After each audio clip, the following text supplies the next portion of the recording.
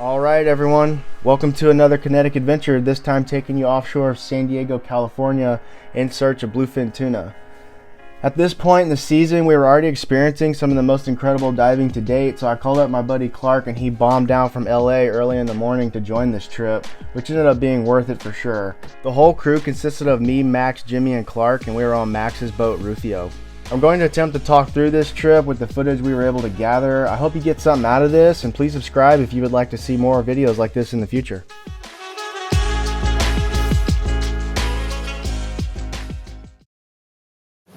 What's the plan, Blake? Getting suited up, heading out to the zone. Those reports out there from yesterday look pretty wide open. Day before was wide open, so we'll see what happens today, but we're ready for war. Good sized stuff out there, so fingers crossed. Fingers crossed. Well, once we got out to our first set point, we got the K69s loaded and the floats and bungees squared away, and the two divers that were up to bat got up on the back, and I took the helm and we started looking for some signs of life, and it wasn't too long until we found some bird piles out there. Got up ahead of them, and then we ran over that sonar mark, and since the guys were ready on the back, they rolled off and looked down and then found themselves quickly vortexed by some of this smaller grade fish right here, which ended up making for some pretty cool warm-up dives. And Jimmy was wasting no time and actually ended up pulling the trigger on one of these fish. You can see in the video they kind of kick out. That's when Jimmy took the shot.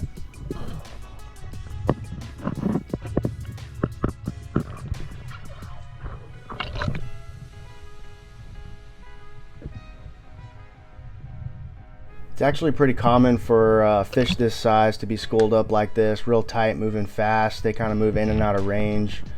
I think it's like a strength in numbers thing right here, but they're just kind of checking out Max, and Max is kind of feeling out what size they are. Just kind of seeing what's in the area. You can see Jimmy, he's kind of handlining the bungee up to the boat, which a lot of times with a fish that size is a lot faster than fighting it through a tuna clip, clutch, or a Prusik knot, or whatever kind of system you're using to fight that fish. He's just handlining it up, let the fish fight the bungee. Clark's in the water right there, really taking advantage of the moment and getting some really cool shots of that fish as Jimmy's pulling it up. Just once again, just so early in the morning, already getting a fish on the boat was a really good start to the day.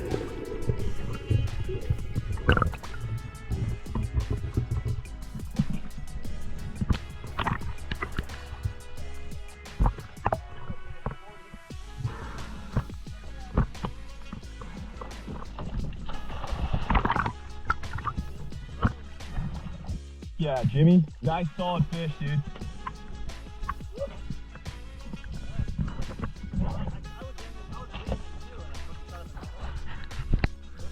Once you get the fish on the boat, the number one thing you can do is bleed the fish out.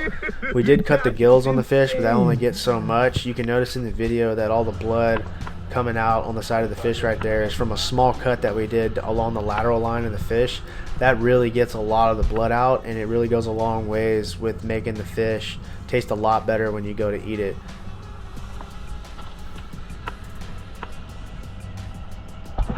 So we got set up again as quick as possible. One of the rules I like to follow out there is just always be ready. Have someone on the back of the boat that can roll off as fast as possible, because you never know when you're gonna come up on a school of fish or roll over a sonar mark. And we had already been in the water 4 or 5 times in this zone, and we were ready to go again, and we ran over another sonar mark and Max was ready to go. He rolls off the boat here and gets some more awesome footage, and Clark's there to take advantage of it as well.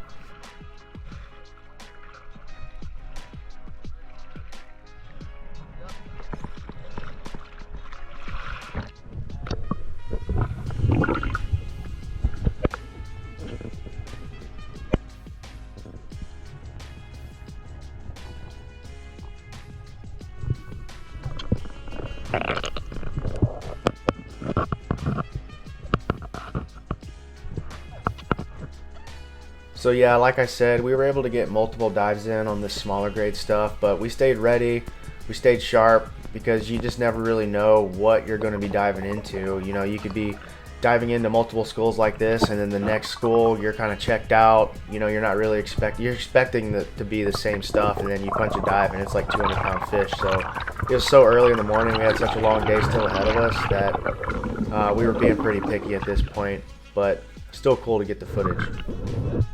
All this action we were seeing in the morning was a great chance for the crew to get dialed and to be on the same page.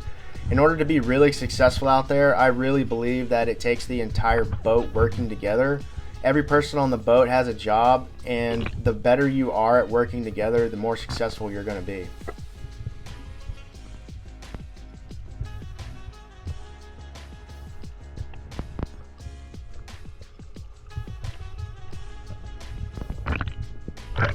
Clark was able to get pretty close to these fish. Typically you can get closer to them with the camera when you don't have the spear gun, because when you have that spear gun you're spinning that thing around, extending it in and out, and the fish can really sense the tip of that gun. But you know, right here Clark gets some pretty incredible footage, like up close and personal with these fish. Those look bigger now. Those look better.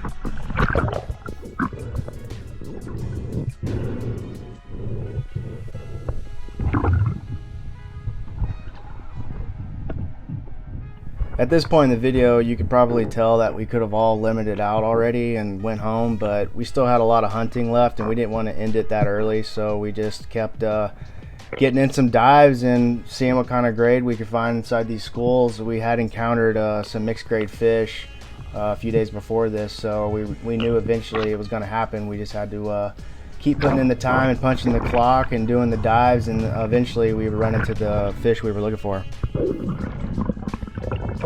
So at this point in the morning, Jimmy and Max had been in the water probably 6 or 7 times. Jimmy, since he had a fish already, decided to take a break, so I grabbed the gun, and then shortly after that my buddy called over, who was a few miles away, and we quickly found ourselves in the grade of fish that we were looking for. So this is me right here. Once I rolled out of the boat, I dove down and then immediately realized that this was the size of fish we've been looking for. I got a quick glimpse at the school and decided I was going to take the shot, and lined up the K69 and let it go.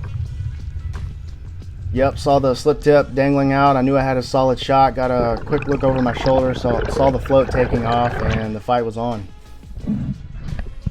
Nice ones. So typically the way I roll out there is the boat will come over to assist you at this point. You'll hand them the gun, they'll toss you a fighting float. I'll clip in the fighting float and start pulling up the fish. But I knew that wasn't going to happen right away because Max was in the water over there, so I just decided to freestyle to try to catch up to this fish who was hauling butt, because I think he was trying to keep up with the school. I was able to catch up to the float, and then I had an extra tuna clip on there, which I highly recommend, that I was able to clip the bands into until the boat was going to come over and help me out. If you wanted to, you can use that second tuna clip to clip into the bungee, and then you can use that anchor float as a fighting float. I personally don't like to do that because that's just another loop in the water as you're fighting that fish. If it decides to run real hard, you could get caught up in that loop. Having that fighting float just keeps everything nice and streamlined. It limits the amount of loops in the water, so if it is to run, you're not going to get tangled up as easily. So if you take a look in the background, you can see a boat back there with the balloon up. As we were getting set up on this school, they zoomed up ahead of us, and I knew this fish was hauling towards him pretty quick, so I was trying to call the boat over, because sometimes when a fish is running this hard, you can get the boat up ahead of the float, and the sound of the boat will actually make the tuna sound instead of running along the surface continuously. So I was trying to avoid that from happening. Typically what happens out there is, you know, there's some confrontation going on. They think we're getting in the way of them, we think they're getting in the way of us. But the best thing you can do out there is just give each other a lot of space and be considerate towards other fishermen out there, because no one really owns the schools out there. You just got to do your best to kind of give each other space. Alright, while I was over there jacking with my fish, this is Max's footage of rolling off the boat. He was a little bit slower than I was getting out, but he got situated and did a drop and was also walled by solid fish. Even though my shot spooked the fish a little bit, he had enough patience to stay down there and then wait for him to come back in, and he got a solid shot off with his K69, which we ended up doubling on this first drop in the new zone.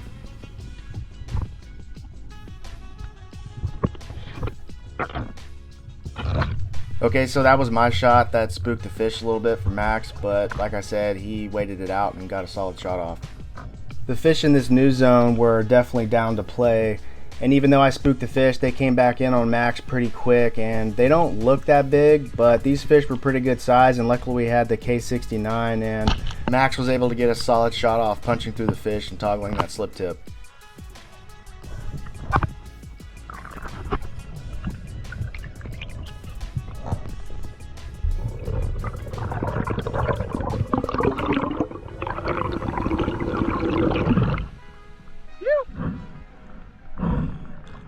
Yeah, better fish. Those are meatballs. What's up? Why, those guys are? What, they hail us? So now you have me in the background fighting my fish. Max has got a fish on. Clark's in the water with the camera. Jimmy's in the boat by himself. He's going to do the best he can to kind of fend off boats while we're fighting these fish and keeping an eye on both me and Max to make sure we don't need any help. Max decides to use that second tuna clip and go ahead and clip it into the tuna bungee to start fighting up the fish, just to kind of speed up the process until the boat's able to come back over and give him some help.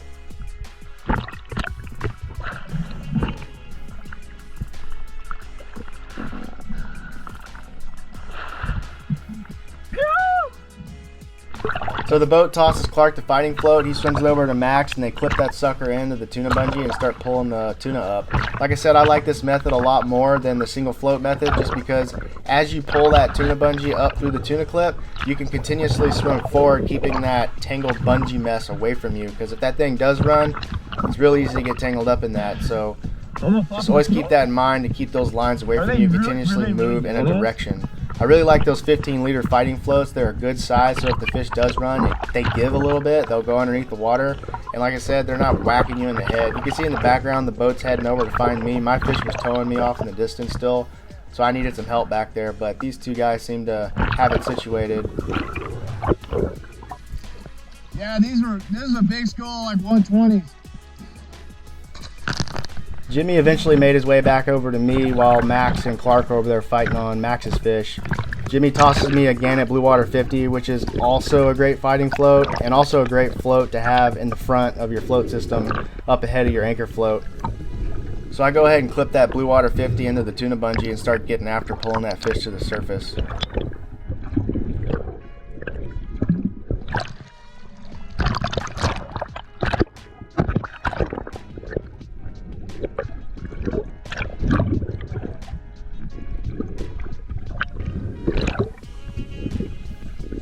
A method I like to use when fighting up the tuna is to throw my foot on the fighting float tuna clip. What that does is it allows you to get full length body pulls of bungee through the tuna clip, which is much faster than grabbing that tuna clip in your offhand and then pulling the bungee with your strong dominant hand. So you can see right here, I'm getting a little wrapped up in the bungee. You can use that off leg to still fin yourself in a direction, kind of feeding that bungee behind you. But at any point in this process, I feel myself getting tangled up. I stop what I'm doing immediately and clear all that stuff. You do not want to get tangled up in the bungee. So once you're clear, you can reapproach, throw your foot back on there, and start cranking again.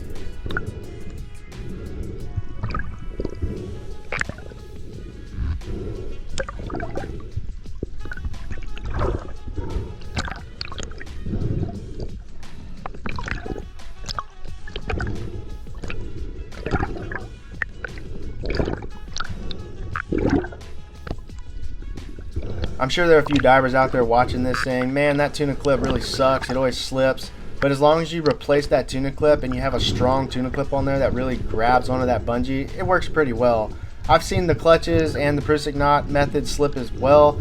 This just works for me. And worst case, that fish does run really hard, which happens often out there. That bungee will go back through that tuna clip, but that allows the fish to run and the system kind of give, which is much better than that slip tip ripping out and you losing the fish.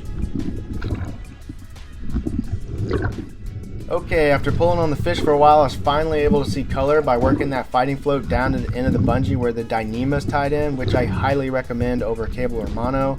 You can either time the kicks, unclip the fighting float, clip it into the shackle, or you can leave a little section of bungee right there to let the system give as the fish is down there yo-yoing with its kicks. In the background, you can see Max and Clark are getting sorted out. Feel good. This is a great time to get down there and inspect your primary shot. If it looks like it's going to give or tear out, you can ask for a second shotgun, which I highly recommend having tied into a separate float and bungee system.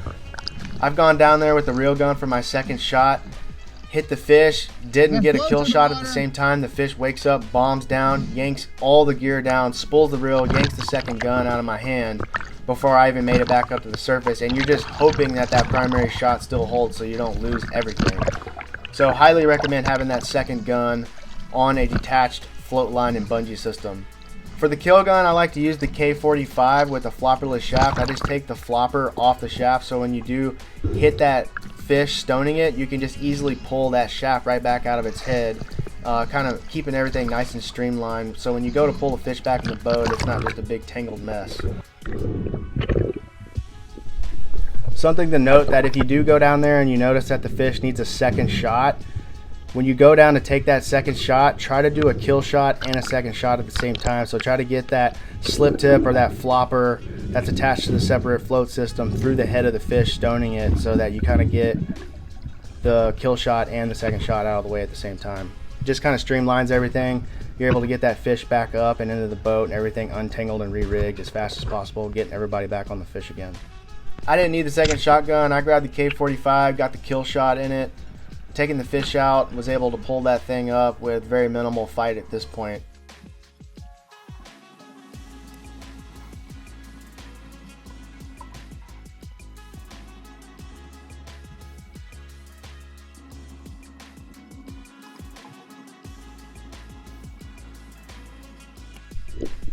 As you can see, this zone had much larger fish, and Clark's once again in the right place at the right time, just taking advantage of the moment and getting some cool clips.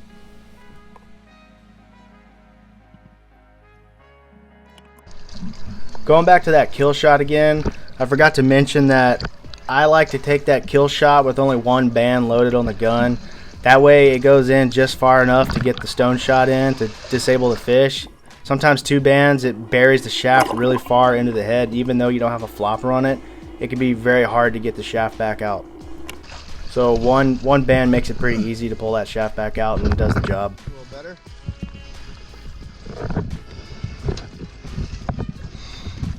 A little bit better grade. Yeah. Under the birds. It was nice. It was nice going down. I could see that those were different from the surface. I was like, okay, okay, it's getting spicy.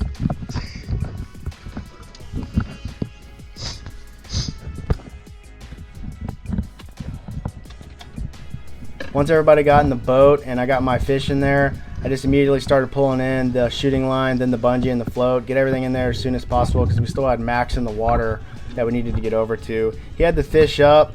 He thought he needed a second shotgun, but looking at the footage, he probably could have used the kill gun, but either way, it works. You just get a solid shot with that second shotgun. Clark hopped in with him. He got a solid shot through the fish right here, cross-section through the head. They got the fish up pretty quick. We got it back in the boat and then got reset again. Just like that, we had a 40 to 50 pound fish in the boat already and two fish around 130 pounds in less than an hour from being in the new zone. Right through the back, the gill plate, through the cheek. Good, no stone shot.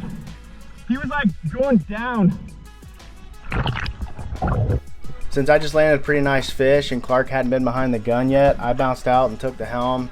Max and Clark got behind the gun. We looked around for about 15 to 20 minutes before finding another bird pile and marked this massive school of tuna. Max and Clark roll out of the boat. This is Max's footage right here. He does a drop and quickly gets vortexed by solid fish, maybe 15 to 20 feet under the surface. He checks them out real quick, picks one out, lines up with the K69 and just completely slams this thing, breaking the spine. It starts spiraling up towards the surface. He's super stoked right here. You gotta be really careful though when they start spiraling like that. I've seen them come up on the surface and the shooting line can really slash across your head and you get tangled up in it. I noticed it on the boat and start yelling at Max, hey man, turn around. That fish is up on the surface. I've seen it go south a few times, but this fish was wounded pretty bad and was just kind of swimming around over there, and he went over to it.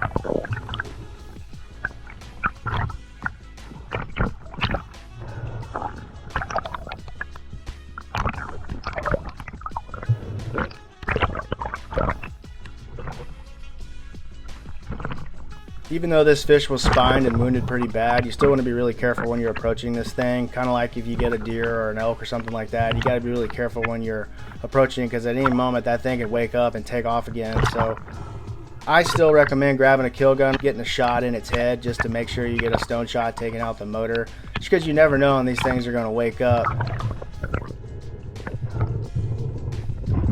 But Max approaches this thing really cautiously, walks down the shooting line right here, gets his knife, and then gets a headshot with the knife, taking the fish out.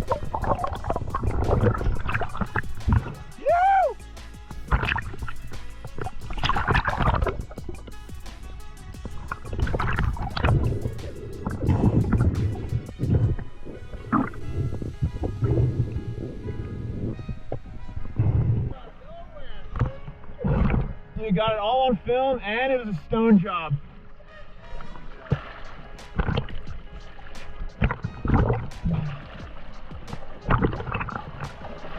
Yeah!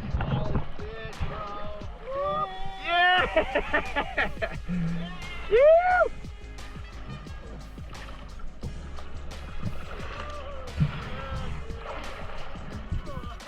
And we saved the shaft. After getting Max's fish and the gear all squared away, Jimmy allowed me to jump back into the lineup again. We noticed a breezer off in the distance, so Clark and I jumped on the gun and we started setting up the boat. I was working with Max here to get set up on the breezer correctly. Boat position's pretty much everything on these breezers. If you can get the boat in the right spot, you got really good chances of landing one of these things. Go idle.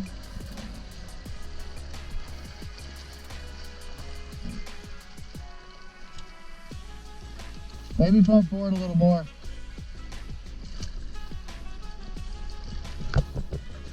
Another thing to note here is that you want everything in the boat squared away as much as possible. I like to feed the gun out first, then the bungee, and then the floats last. You can see here the boat was getting pretty jammed full of fish and gear. Wasn't a lot of room, but you definitely want to be 100% squared away when you get in the water. You don't want anything tangled up. You want it? Right here, float. We're gonna swim. I ended up feeling pretty good about where the boat was positioned, so Max went idle and then Clark and I slid into the water. +4, +6.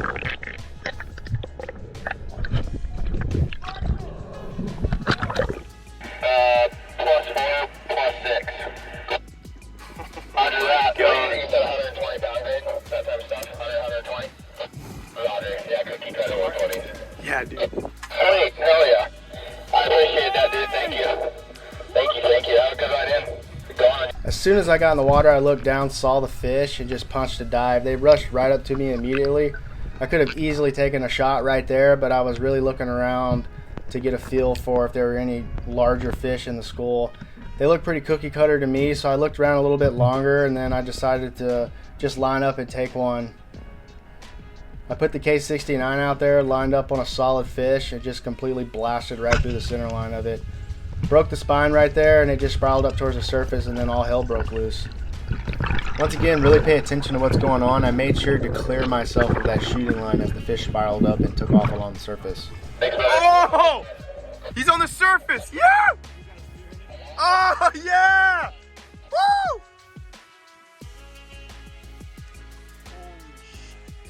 There she goes!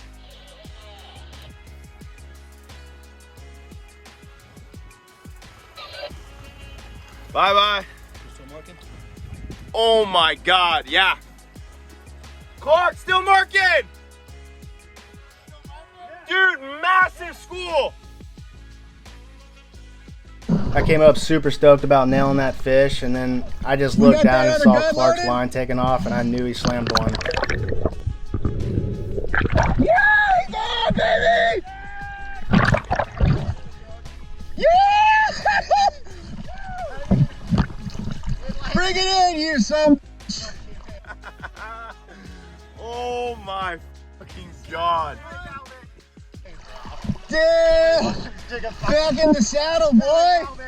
You gotta get back in the saddle. Yeah, I forgot to mention Clark had missed a shot earlier, but he definitely made up for it here with a solid fish.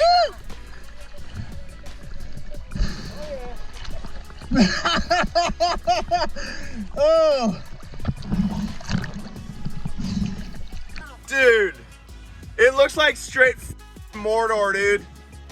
Oh my God.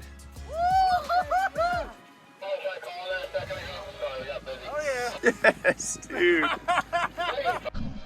Hey, let me get the kill gun. I'm just gonna dispatch this guy over here on the surface.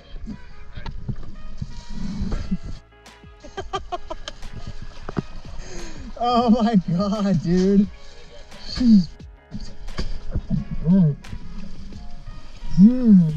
So here we were again with another double, and the boat was an absolute mess. So Max and Jimmy are working fast as they can to get that other fish taken care of and on ice. I slide in with the K45 right here. I knew that was a solid shot, so I had the kill gun, and I just approached the fish, tried to get behind it so it wouldn't freak out or take off for whatever reason, and just took a careful kill shot on that thing.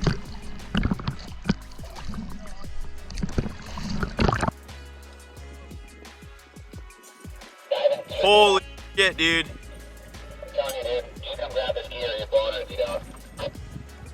Alright, bro. Dude, tuna on the surface right here. It's really hard to tell in the video, but there was definitely enough dispersion between the tuna and the boat, and I felt really comfortable taking this shot, just placing the kill shaft right into the head of the fish. Oh, wow. It's a good size one. Big boy. He's big. He's big, dude. While I was dealing with my fish up on the surface, Clark was in the background fighting his up, getting ready for the kill gun as well.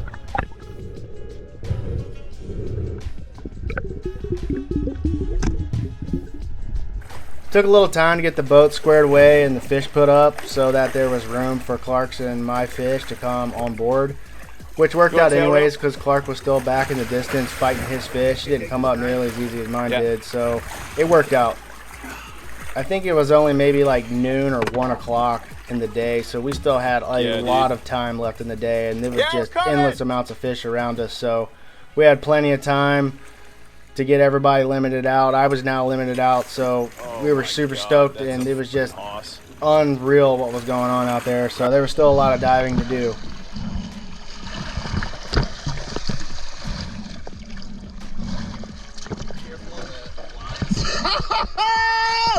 Woo! Get that shot, boy! Crack auto! Yeah, baby! Let's go help out. That's the...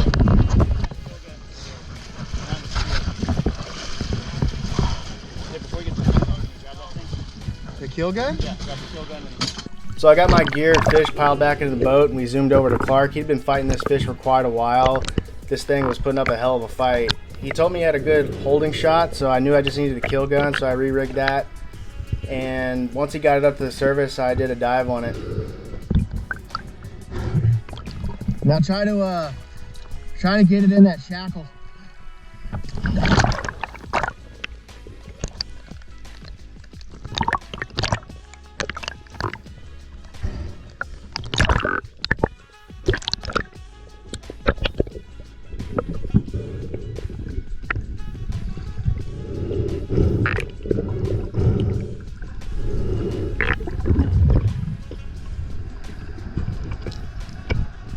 To make things easier on yourself, I typically try to approach the fish in the blind spot and then get the shot in right there. Sometimes if they see you, they'll slowly just kick away from you and keep a distance to where you can't get the second shot or the kill shot in them. But usually if you walk yourself down the shooting line right there and approach the fish, like I said, in that blind spot, you can make pretty quick work of it.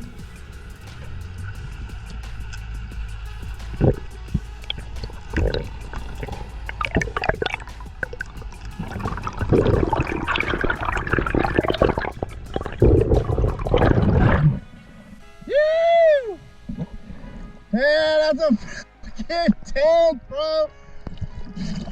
That's a nice one, dude. You paid your dues to get that fish today. I know, bro. When pulling these fish up, you definitely want to stay sharp, stay alert, and really watch your line management right here because they can definitely take off anytime. Clark, I don't have my knife, so. This is a fucking tank, bro. Oh yeah.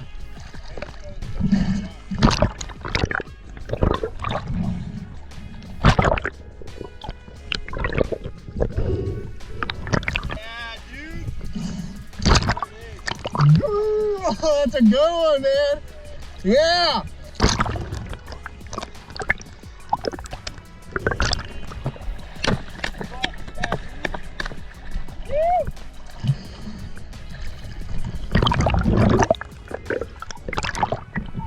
Oh yeah, baby. That's how we do that right there.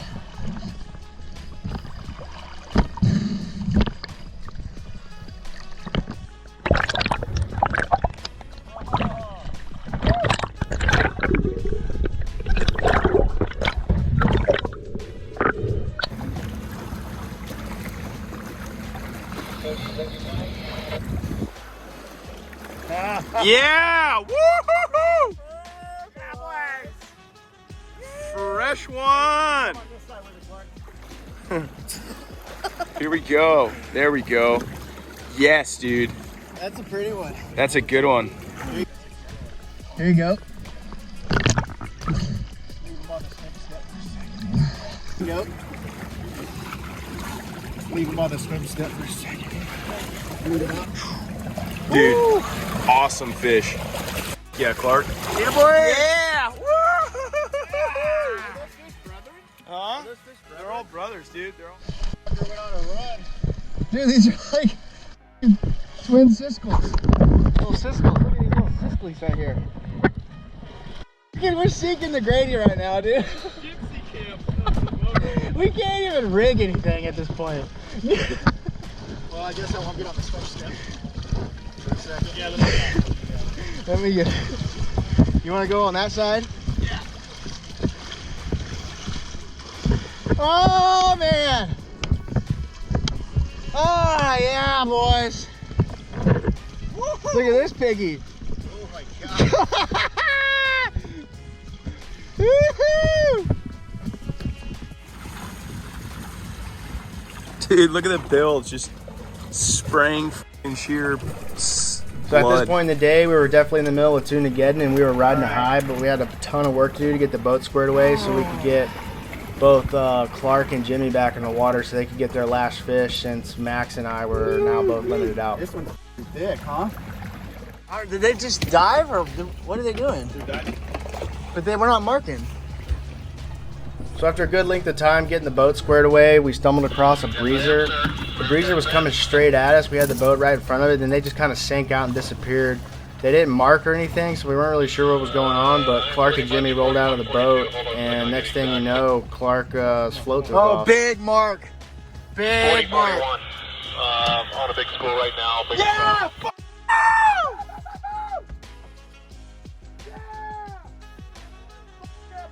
Fish on, baby. Hey, bigger ones? The water's a little dirtier here. Yeah, it's hard to see. No, we stopped. It sort of came out of the boat straight at me, bro. They're back up again. Get in the boat.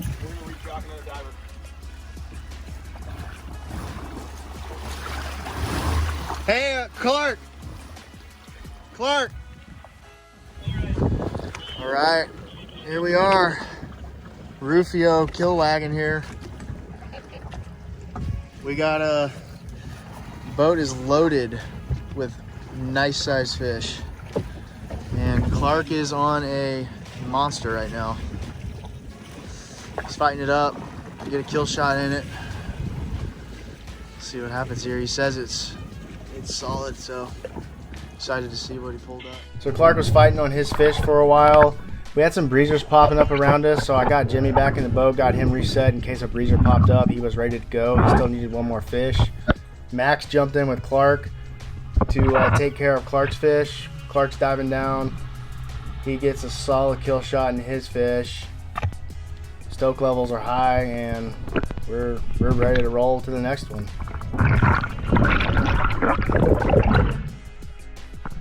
You!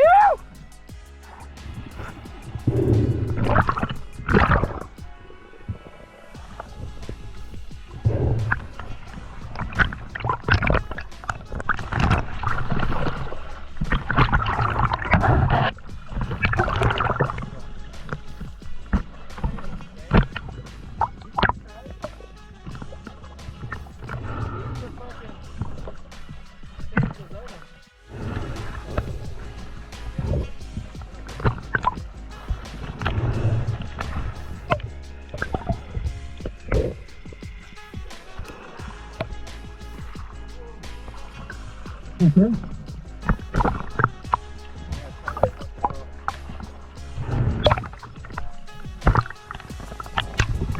felt way bigger than the other one, but maybe it's the same. He's a perfect size. I mean, how ridiculous is that?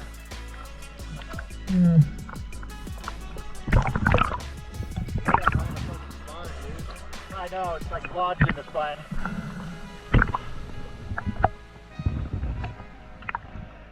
We got Clark's fish in the boat and squared away, and then ended up getting Jimmy on a breezer, which ended up limiting him out. For whatever reason, we didn't get that on film. He doesn't dive with a GoPro, and I'm not sure what happened with the phone, but we didn't capture it. But either way, it was only like 4 or 5 o'clock in the afternoon, and we were all having a blast, and we ended up with enough fish to share with friends and family for the rest of the season. You get the tail in there, right? Yeah. I think it's about the same, man. Maybe a little bigger. Yeah, brother. Yeah. Well, that's a wrap for Kinetic on one hell of a day of diving off San Diego for Bluefin Tuna. We had a ton of work ahead of us and couldn't have been more excited about it. I hope you enjoyed watching the video and that it helps you be successful in 2022. The 2021 offshore season showed an incredible volume of bluefin, and we are amazed each season by both the diversity and the health of the biomass off Southern California's coast. There is no telling what the 2022 season has in store for Kinetic, so stay tuned and subscribe to keep up with the action. Please note that the methods I discussed in this video are what works for Kinetic. I suggest you or your crew develop methods that work best for you or your team in order to make the most out of your time offshore while having a good time. If you'd like to learn more about the gear we use to land these fish, you can check out the video description below.